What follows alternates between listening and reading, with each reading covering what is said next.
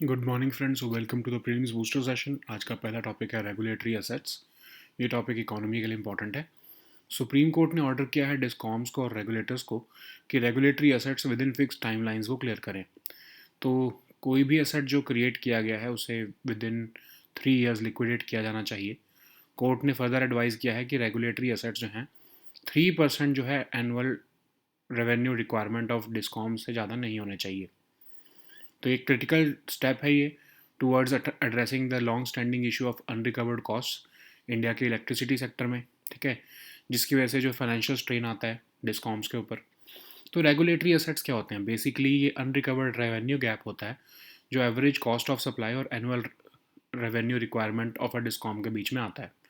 तो समझ लो कि अगर annual cost average cost of supply 7.2 rupees per unit है और ARR जो है वो 7 रुपये पर यूनिट है, तो जो शॉर्टफॉल जो 20 पैसे की है वो आपका ये रेगुलेटरी एसेट है। अभी आप 20 पैसे जो है, अगर आप इसको 10 बिलियन यूनिट्स के हिसाब से देखो तो ये 2000 करोड़ रुपए बन जाता है। तो ACS जब एक्सीड हो जाता है ARR से, डिस्कॉम्स को एक लॉस होता है हर यूनिट सोल्ड पर। तो इसको अवॉइड करने के लिए sudden tariff hikes on consumers, regulators क्या करते हैं, रेवेन्यू शॉर्टफॉल को एज अ डेफर्ड कॉस्ट जो है वो रिकॉर्ड करते रहते हैं। तो जब ये गैप बहुत ज़्यादा बढ़ जाता है तो इसको ये रेगुलेटरी एसेट बन जाता है, ठीक है। तो क्यों, ये रीजंस क्या हैं? कई बार क्या होता है कि टैरिफ जो है वो एक्चुअल में, कई बार क्या, हमेशा ऐसा होता है, टैरिफ जो हैं वो एक्चुअल सप्लाई कॉस्ट को मैच नहीं करते हैं। स्टेट्स फ्रीक्वेंटली डिले करती रहती है कंपनसेट करना डिस्कॉम्स को। सडन इंक्रीज हो जाता है कोल या गैस प्राइजेज में।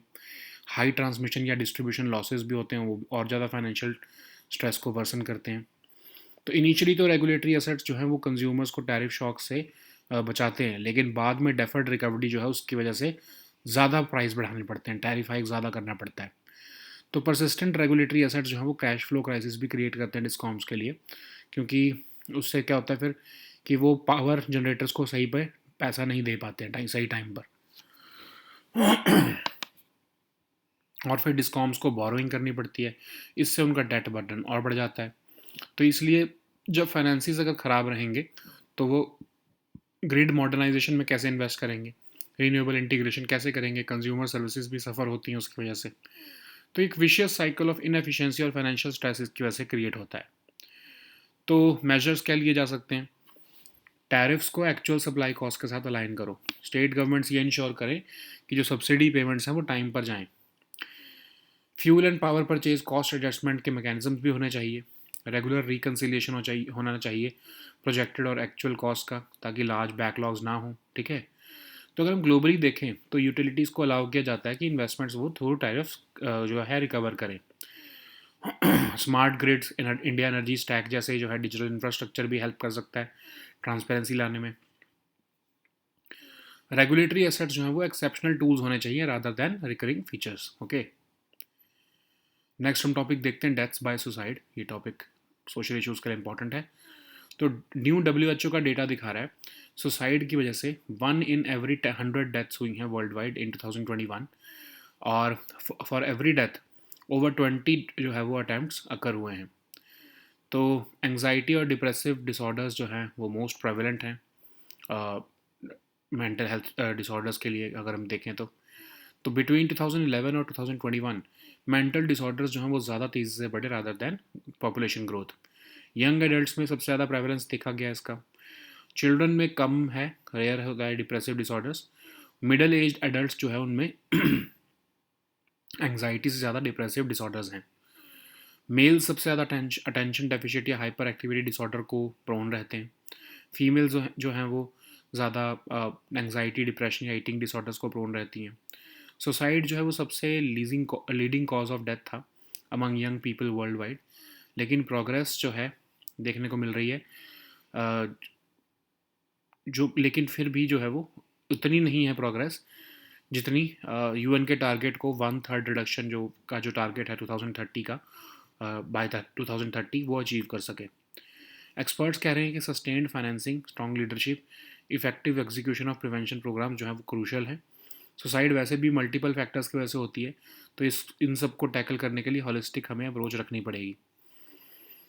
हाँ, बर्डन अगर हम देखें मेंटल हेल्थ का तो 1.03 ट्रिलियन जो है इसका इकोनॉमिक कॉस्ट है हमारे इंडिया में। तो national mental health policy, mental health care act जो है गवर्नमेंट ने इनिशिएट किया है। और भी कुछ गवर्नमेंट इनिशिएटिव्स हैं, national mental health programme, health and wellness centres, Telemanas programme, district mental health programme, de addiction centres, rehabilitation services. तो चैलेंजेस क्या हैं इसमें? एक्सपर्ट्स कह रहे हैं कि साइकेट्रिक बेड्स जो हैं वो जनरल हॉस्पिटल्स में, टर्शरी केयर सेंटर्स में उसको बढ़ाने की ज़रूरत है। तो कस्टोडियल से थेरेपेटिक मॉडल्स की तरफ जाने की ज़रूरत है। साइकेट्रिक हॉस्पिटल्स जो है वो अंडर फंडेड रहते हैं मोस्टली, और एक सीवियर शॉर्टेज भी है साइकेट्रिस्ट की, साइकोलॉजिस्ट की, काउंसलर्स की, नर्सेज की, सोशल वर्कर्स की। और अगर फैमिलीज चाहें भी हेल्प लेना तो इकोनॉमिक हार्डशिप्स भी उनको उनके लिए बैरियर बन जाती हैं। मेंटल हेल्थ केयर जो है वो कॉन्टीन्यूटी ऑफ ट्रीटमेंट चाहती है, रिलायबिलिटी चाहती है मेडिसिन की, और सिस्टमेटिक सपोर्ट भी चाहती है। नेक्स्ट हम टॉपिक देखते हैं भारतीय इनिशिएटिव। टॉपिक गवर्नेंस और इकोनॉमी दोनों के लिए इंपॉर्टेंट है। तो रिसेंटली अपीडा जो है उन्होंने अपना न्यू इनिशिएटिव लॉन्च किया है भारती नाम से, जो कि डिज़ाइन किया गया है 100 एग्री फूड और एग्री टेक स्टार्टअप्स को सपोर्ट करने के लिए या एम्पावर करने के लिए कि वो new export opportunities for young entrepreneurs create करें। तो अपीडा का विजन है $550 बिलियन का एग्री फूड एक्सपोर्ट्स अचीव करना बाय 2030। और ये जो इनिशिएटिव है, भारतीय इनिशिएटिव, ड्राइव करेगा इनोवेशन हाई वैल्यू कैटेगरीज में, जैसे GI tagged agri products, organic foods, super foods, novel processed Indian agri foods, livestock products, AYUSH products. Initiative जो है वो अट्रैक्ट करना चाहता है स्टार्टअप जो कि वर्क कर रहे हैं एडवांस टेक्नोलॉजीज़ में। भारतीय जो है वो रिजॉल्व करेगा एक्सपोर्ट चैलेंजेस को भी, ग्लोबली कंपेटिटिव एग्री प्रोडक्ट्स बनाएगा। अपीडा अपनी वेबसाइट पर शॉर्टलिस्ट करेगा 100 स्टार्टअप्स को एक्सपोर्ट एनलेबलमेंट प्रोग्राम के लिए, जो फिर अंडरगो करेंगे 3 मंथ की एक्सेलरेशन प्रोग्राम। और इवन अपीडा जो है वो स्टेट एग्रीकल्चर बोर्ड्स के साथ भी पार्टनर करेगा इस इकोसिस्टम को स्ट्रेंथन करने के लिए। नेक्स्ट हम टॉपिक देखते हैं coconut development board. Topic economical important है। रिसेंटली कोकोनट डेवलपमेंट बोर्ड ने अपना वर्ल्ड का कोकोनट डे सेलिब्रेट किया है। ये एक स्टेचुटरी बॉडी है मिनिस्ट्री ऑफ एग्रीकल्चर के अंडर, और इसको एस्टैब्लिश किया गया था integrated development of coconut production के लिए और यूटिलाइजेशन के लिए। कोची में इनका हेडक्वार्टर है। ये मेजर्स अडॉप्ट करते हैं for the development of coconut industry, technical advice देते हैं, ठीक है। नेक्स्ट हम टॉपिक देखते हैं फॉरेनर्स ट्रिब्यूनल। टॉपिक आपके गवर्नेंस के लिए इंपॉर्टेंट है।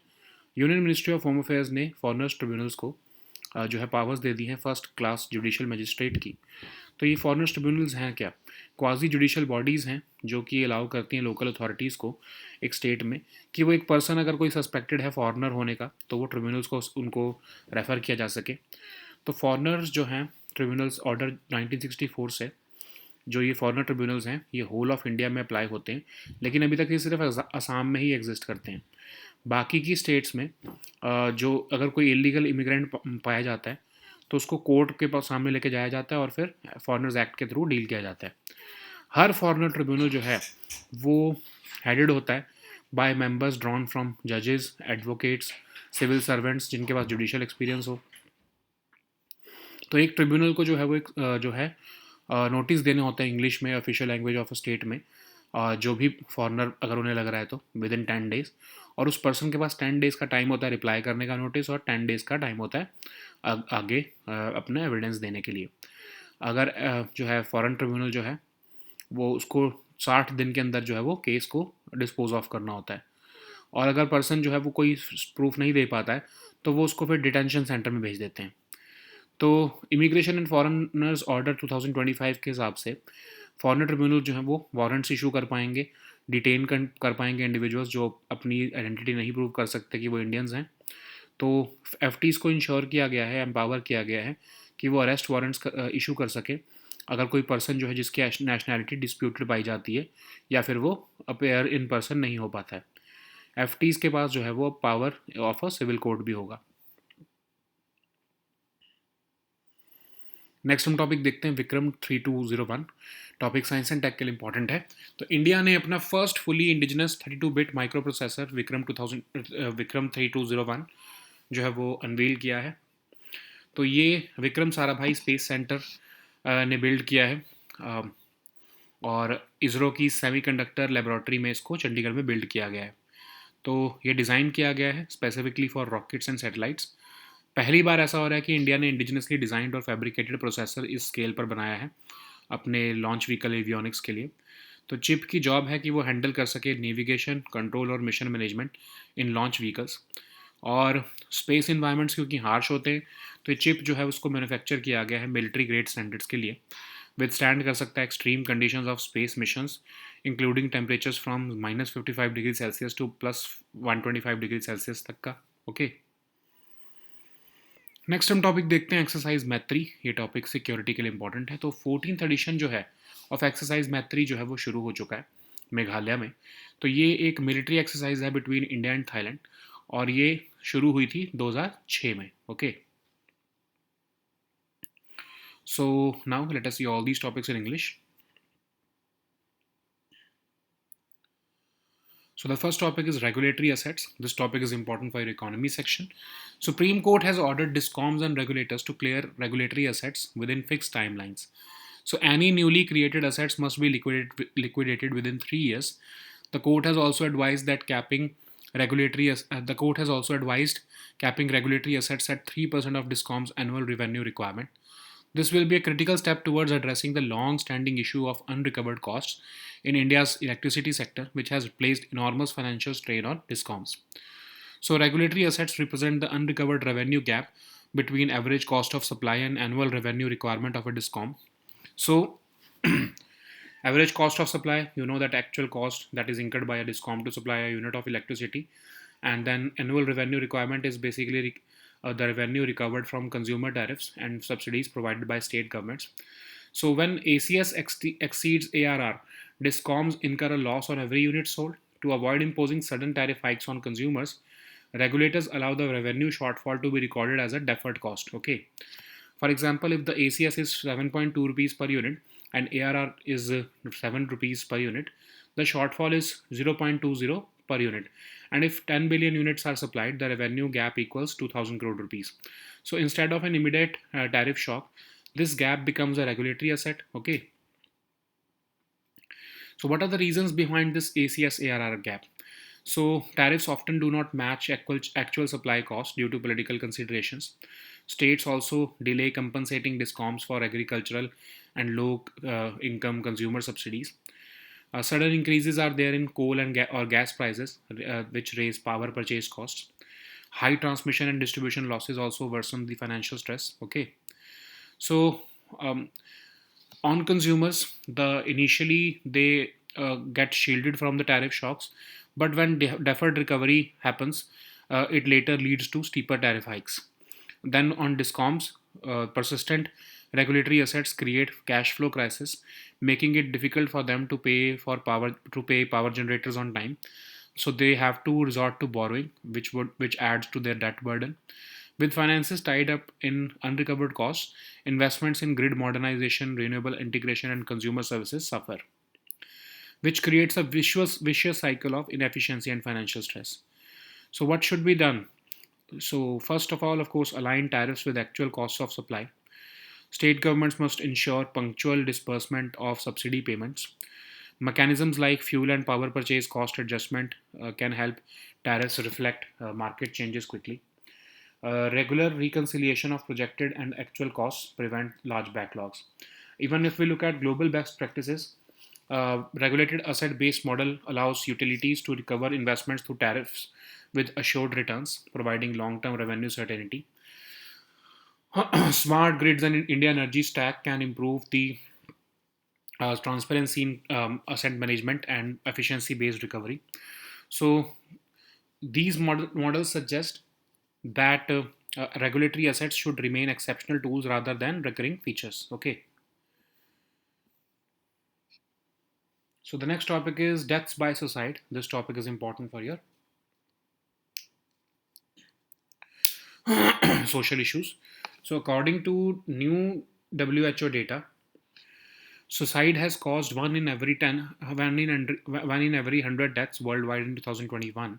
For every death, over 20 attempts occurred. So, anxiety and depressive disorders are the most prevalent common disorders. Between 2011 and 2021, mental disorders grew faster than population growth. The largest increase has been in uh, young adults since 2011. Children, depressive disorders are rare, and in middle-aged adults, depressive disorders surpass anxiety. Males are more prone to attention deficit or hyperactivity disorder. Females are more affected by anxiety, depression, and eating disorders. Okay. Suicide remains the leading cause of death among young people worldwide, but progress in reducing rates is insufficient to meet the UN's target of a one-third reduction by 2030. Experts also stress that sustained financing, strong leadership, and effective execution of prevention programs are crucial. We know that society is driven by multiple factors, so tackling these risks holistically is essential for any meaningful progress. In India, the burden of mental health is huge. For example, it leads to about USD 1.03 trillion costs due to mental health conditions between 2012 and 2030. So, National Mental Health Policy has been announced by India. Mental Health Care Act has also been passed. And apart from that, several government initiatives also exist, like National Mental Health Program and Health and Wellness Centers, which provide care at the primary health level. Then we have Telemanas program also, district mental health program, de-addiction centers and rehabilitation centers. So experts have said that there is a need for psychiatric beds in general hospitals and tertiary care centers. The focus must shift from custodial to therapeutic models. Psychiatric hospitals often face underfunding also. There is also severe shortage of psychiatrists, psychologists, counselors, nurses, and social workers. Even when families want to seek help, economic hardships become barriers. Mental health care also requires continuity of treatment, reliable availability of medicines, and systemic support. Okay. So the next topic is Bharati initiative. This topic is important for your economy section. So recently, APIDA has launched its new initiative called Bharati, which has been designed to empower 100 agri-food and agri-tech startups so as to create new export opportunities for young entrepreneurs. So it is conceived as APIDA's vision to achieve $50 billion in agri-food exports for its scheduled products by 2030. It seeks to drive innovation in high-value categories like GI tagged agri products, organic foods, superfoods, novel processed and Indian agri foods, livestock products, and Ayush products. This initiative is also aimed to attract startups working on advanced technologies. So Bharati seeks to resolve export challenges related to product development, value addition, quality assurance, perishability, wastage, and logistics. Okay, it will create globally competitive agri products as well. APIDA on its website will shortlist 100 startups for the export enablement program. They will go or undergo a 3-month acceleration program, and they will uh, be focusing on product development, export readiness, regulatory compliance, market access, collaborative solutions. And APIDA will also be partnering with state agriculture boards, agriculture universities, premier institutions to attract startups for agri export enablement.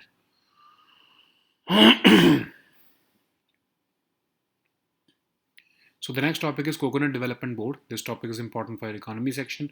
So Coconut Development Board has celebrated World Coconut Day. So it's a statutory body under Ministry of Agriculture. It was established for the integrated development of coconut production. Its headquarters is located in Kochi. It adopts measures for the development of the coconut industry.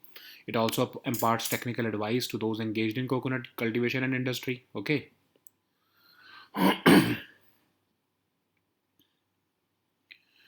So the next topic is Foreigners Tribunal. This topic is important for your governance section. So Union Ministry of Home Affairs has given Foreigners Tribunal, so far unique to Assam, the powers of a first-class judicial magistrate.